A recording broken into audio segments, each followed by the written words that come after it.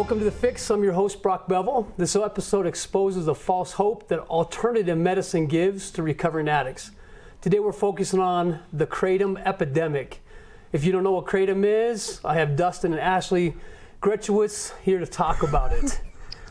Sorry about the name. I always kind of screw that up.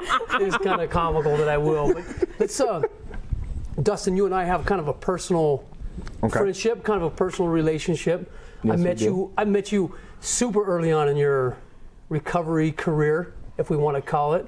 But I do want to report that you have how much time sober today? 2.5 years. 2.5 years. I hear the applause out there. People are like, yes, dude, we got a guy that was over 90 days, man. You know what I mean? And then so just to give, so we can give the listeners kind of an idea. What was your drug of choice? Mine was meth. Methamphetamine. Okay, Yep. You used meth for how long? From when I was 14 years old till I was 34 years old. Okay, and how long you been sober from meth? Meth, I've been sober 8 years. Okay, and then it kind of turned into a heroin addiction? It did. Okay, and how long were you using heroin? I used heroin all throughout my prison history, 15 years. Okay, you got out, went through a withdrawal process, a detox process that we kind of know about. Yes. How was your detox from heroin? It's weird. Heroin didn't really affect me how it affects most people. The detox process? Yeah. Using it did. Yeah, using it did, but detox, I really didn't have a detox. I didn't do it. Okay, so it was different from you. So I have to just shift over to your wife, Ashley, real quick. You met him at what point in time? When he first got out and went into recovery is when I actually met him.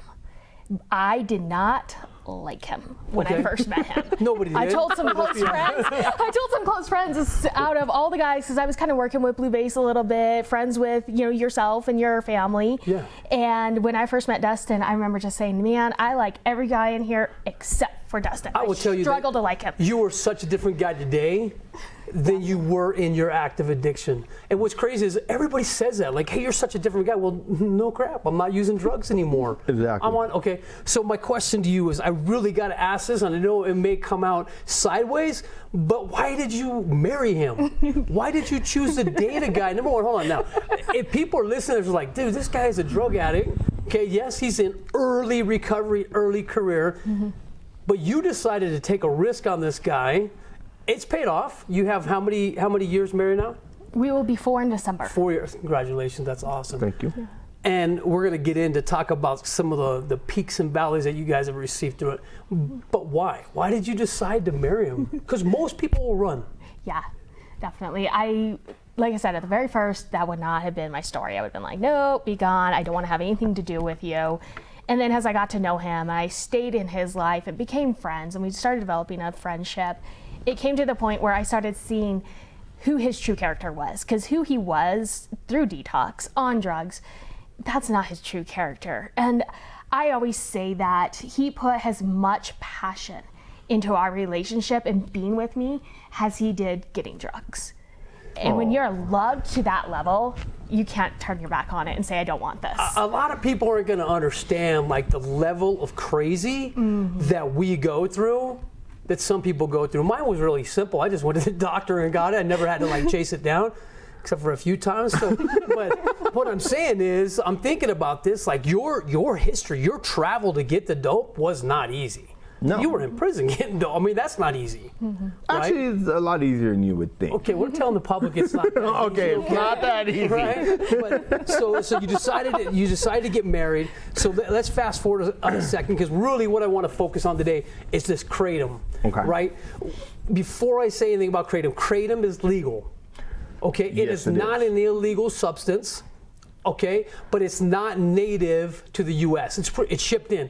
It's, from what I hear, it's actually illegal in the country that it's made in. I think it's China. Or okay, there's different places. Different sources. Different sources. So maybe I'm wrong on that, but here's what I want to understand. People understand, like, in all these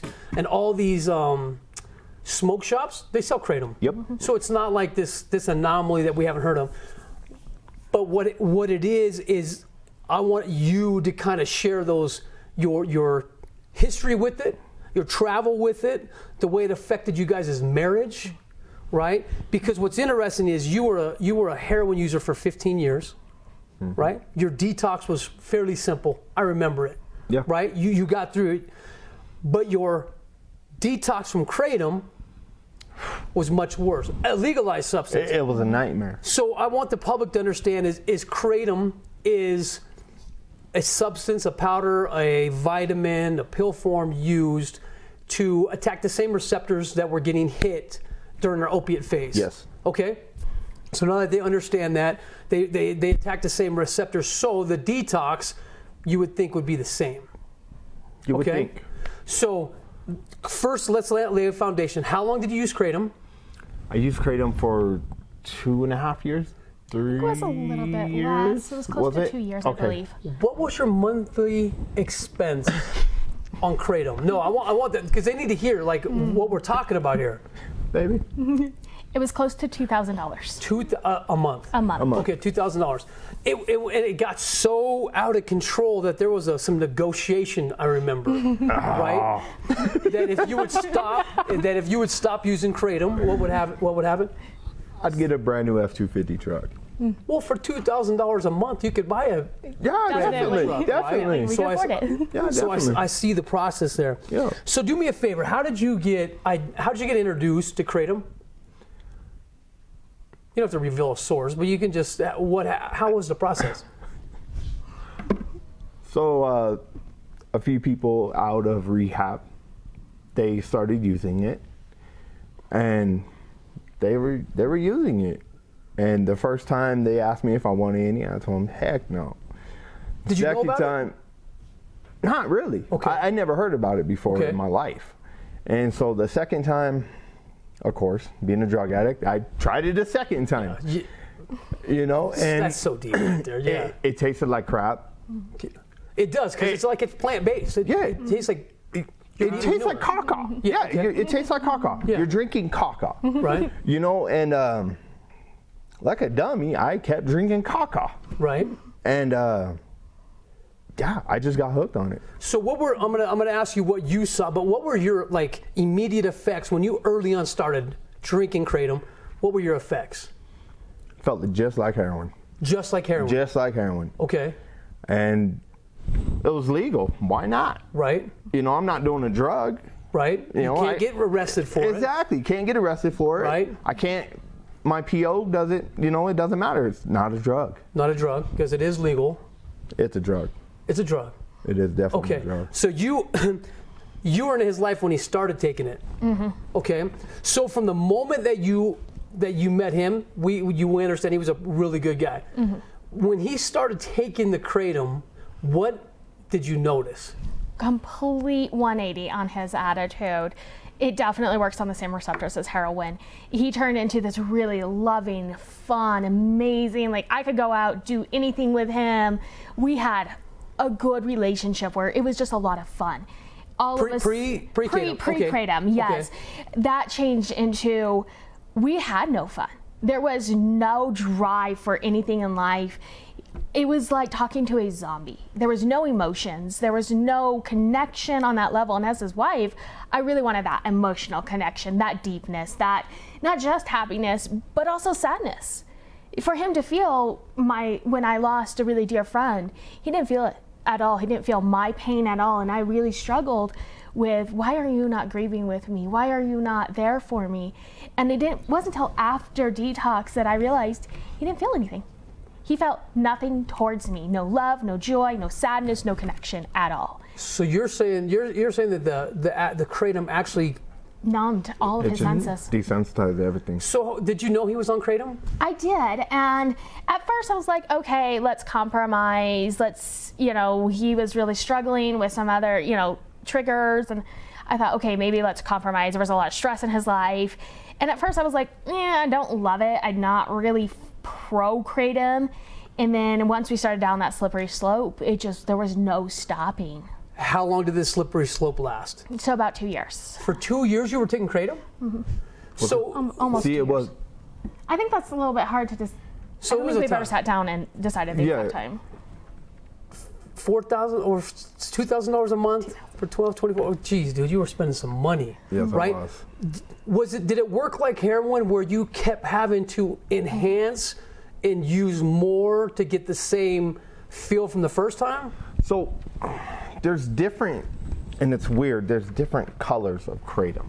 I mean, it's all green kratom. There's strands, right? of Yeah, there's strength? different strands. Okay. And some strands are more potent. Is it kind of where they're mixing the medical marijuana now? Well, so some will attack fibromyalgia, some will attack think sleep. so. I'm not really sure. I'm not a kratom expert. Okay. Well, you used it for 2 years. Well, yeah, I should be, but I wasn't. Okay. I would have to take more. When it first started, I would take a little bit in the morning. So how did you take it? Tell me, because I want to know, because I've actually used kratom in the past as well. I know. And what I did is I used it in a water bottle, shook it up. Same thing I did. Okay. But I would use hot water. And I'd wake up, this was my routine. I'd wake up in the morning, I'd make a shot of kratom, I'd drink my coffee, I'd go to work. Coffee and kratom? Oh, yes. Yes. Dude, you are like at a 27 every day. Every day. Seriously, because kratom gives you that energy kick, right? Yes. Did the high, or do you want the euphoria, the fix from it, did it last as long as the heroin? Not really. Because heroin's a short last, right? No. Heroin's long. Okay. Heroin lasts about 8 hours.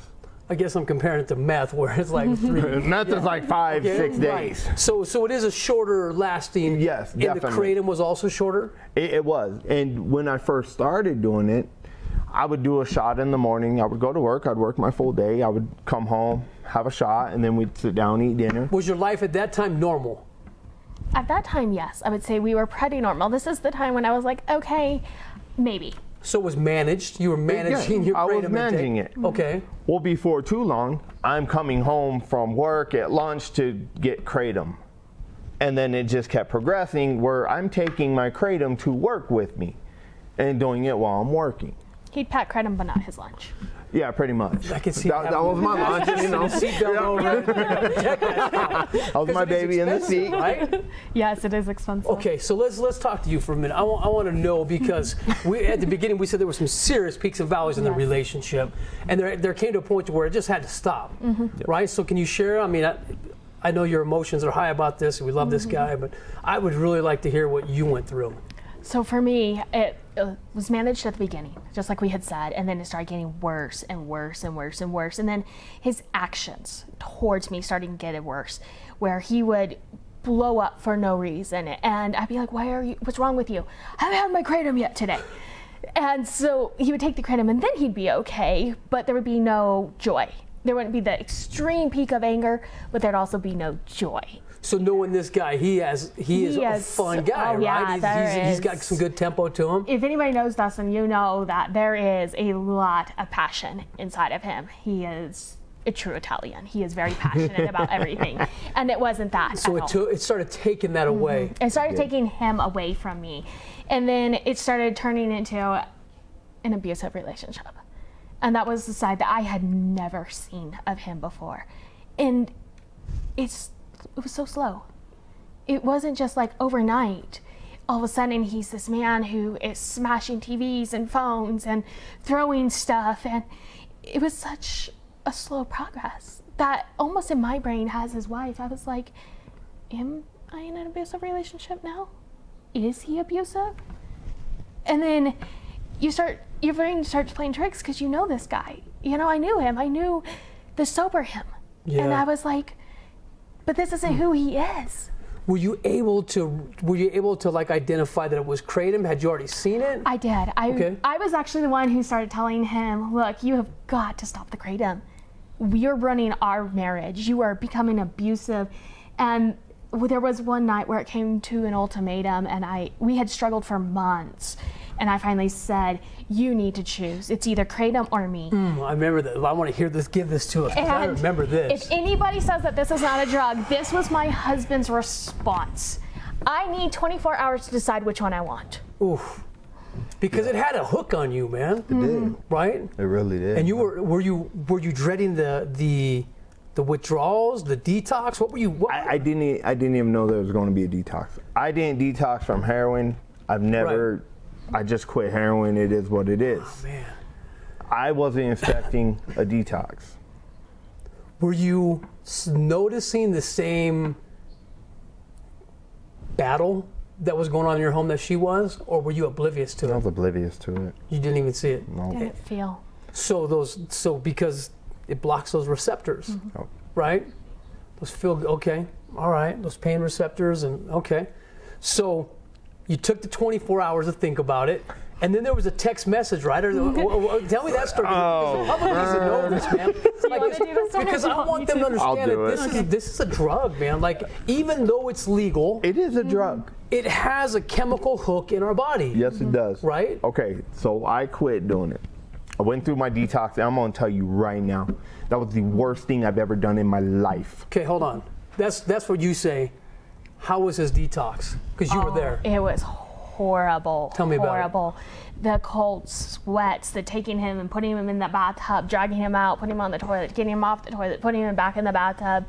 There was one point in time where he was shaking so hard on the bathroom floor, I thought I was going to have to call the ambulance because I'm feeling his pulse, I'm checking his temperature, I'm checking everything, and it just, I'm like, he's not going to make it through. He was changing colors? He was changing colors. I mean, gray. Gray, yeah, I remember that. Gray. And I've never seen someone go so gray except for when they're, fully lacking oxygen and needing some respiratory care.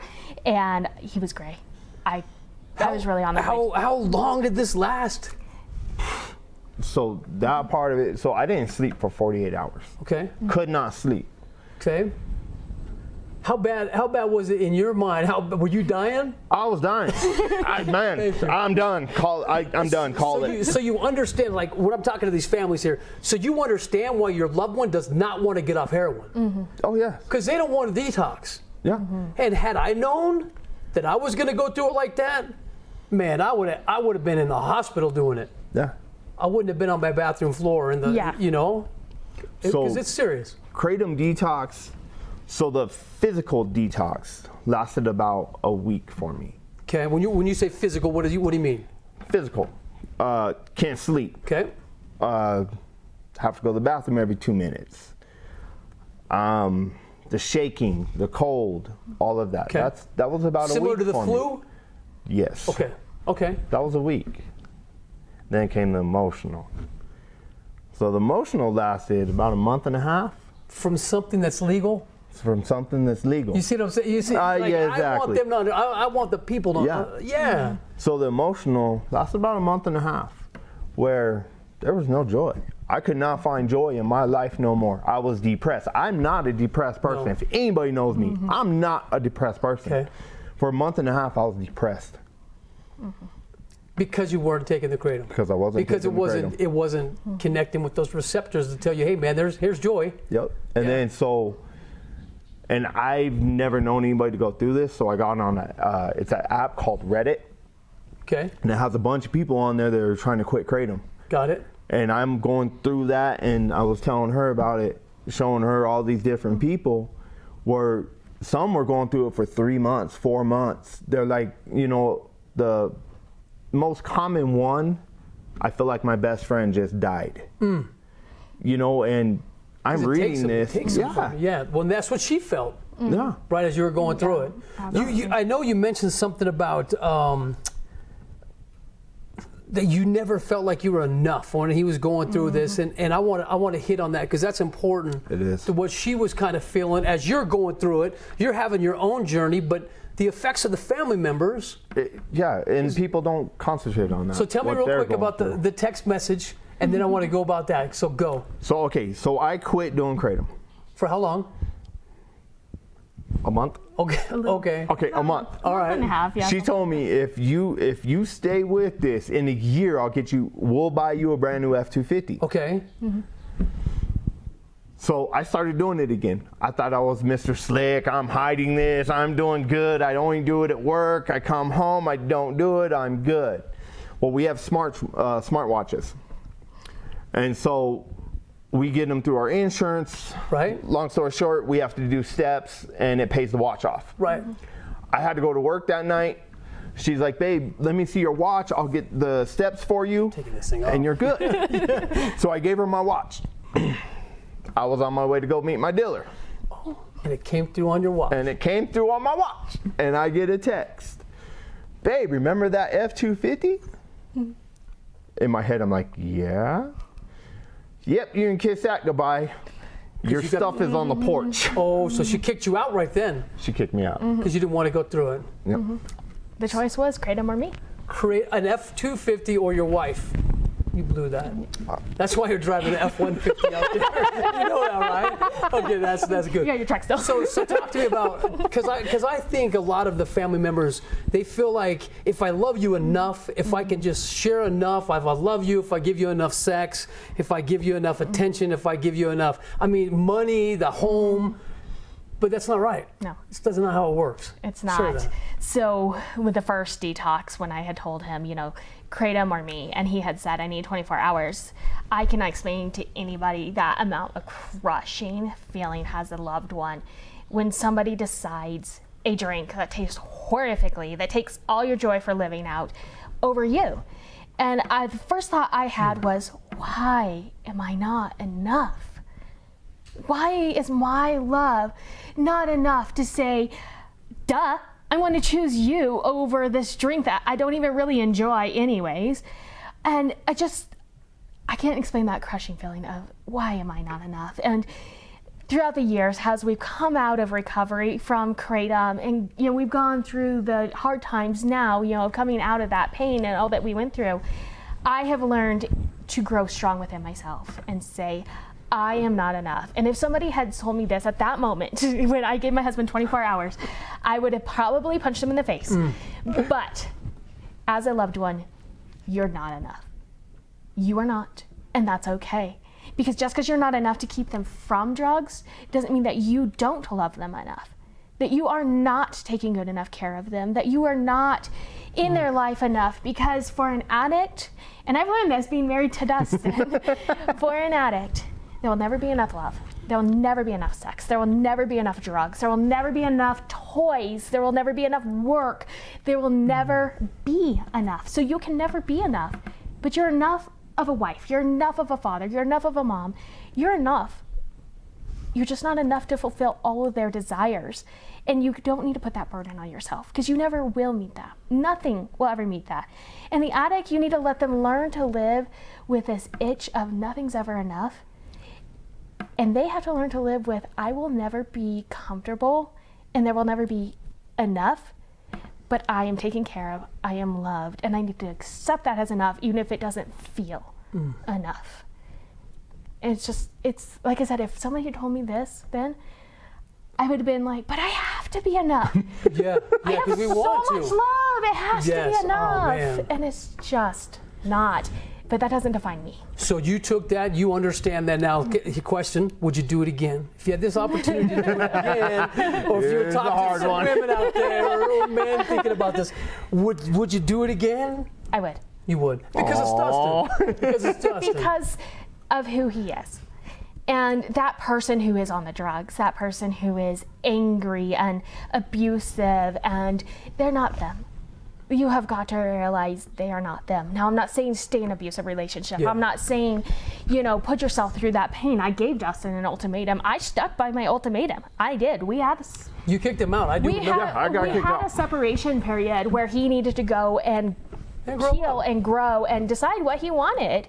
And that was a big moment for us. And you still have to allow your loved one to hold the responsibility for the consequences of their actions. Because if you try to pay those consequences, one, they'll never learn. And they'll just always have all this good, and they'll never have any of the consequences. You'll pay for it. They never will. So I appreciate that. That's like a therapy session. It really was. I hope they're getting that. Here's a question I have. Did you see his sneaky? Because us addicts, we think we're sneaky. Yes, we do. You know what I mean? We're like, I'm taking this to work. Mama. She doesn't think it. She doesn't know I have it. Did you call him out on his sneakiness, on his BS? Oh my goodness. Okay, so if you... All addicts. Let me just explain something to them. You're lumping us right now. I'm lumping all addicts, and I've had my own struggles with painkillers. I've had my own addiction. Yeah, we know. If we're sober and you have sober loved ones in your life, you are not acting sober.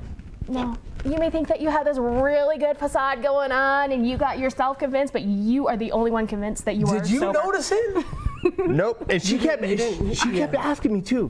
One time I was in the bathroom and she came in there. She's like, "Babe, what are you doing?" It's like, "Nothing. Why?" Nothing. "Your eyes are pinned out." Ooh. "I'm in the light, babe. What are you talking about, babe?" So you knew it. You saw it happening. She and you just didn't have the proof until that text came through. Well, for the second time, yes. And Yeah. I didn't really know with the very beginning of Kratom, because I was very uneducated on Kratom. I don't feel like there's even as much, I think there's a lot more literature now than there was even when he was doing Yeah. it, because Yeah. this was a couple years ago. And Yeah. so I don't think that there was much literature then as there is now.